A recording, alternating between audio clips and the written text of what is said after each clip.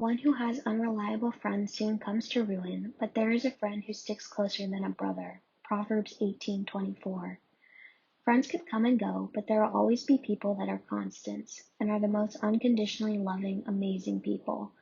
For me, this person is Lauren. When I struggle with finding my place in the world and in my community, I can always rely on her. She's one of the most amazing people that I have ever met, and she reminds me to find the bright side in situations. She is someone who sticks closer than a brother, and I am extremely grateful to have her in my life. I do not tell her enough how much I appreciate her and all she does for me. It is easier to love than it is to hate.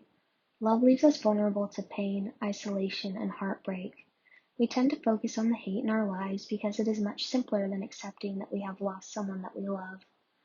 Vulnerability is something that we all struggle with because God has made us in His image, and as a result, we are conscious of who we let see our true selves as God has made us.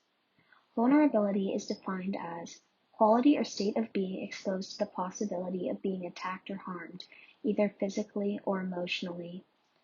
Jesus is the epitome of vulnerability.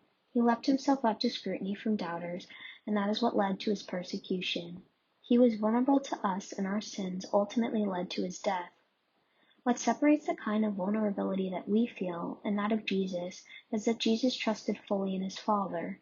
If we learn how to fully trust in God, then we will have less fear and more love for the world. The beauty of God's creation can be found in others and being vulnerable with others. The book of Proverbs teaches about wisdom and knowledge, but most importantly, it teaches us that walking with God hand in hand with our brothers and sisters is how we continue Jesus' mission on earth. In life, it can be easy to forget all of the people we have in our lives and continue to focus on the unreliable friends, but Proverbs 18:24 teaches that there is always someone who is sticking close to us and is willing to walk with us on this faith journey.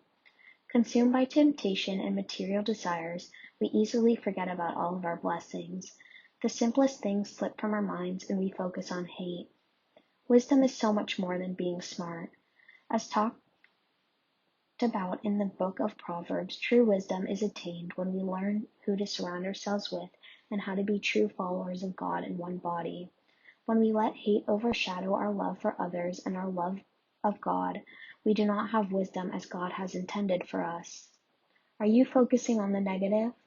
Are the unreliable people in your life making you lose sight of what you truly have?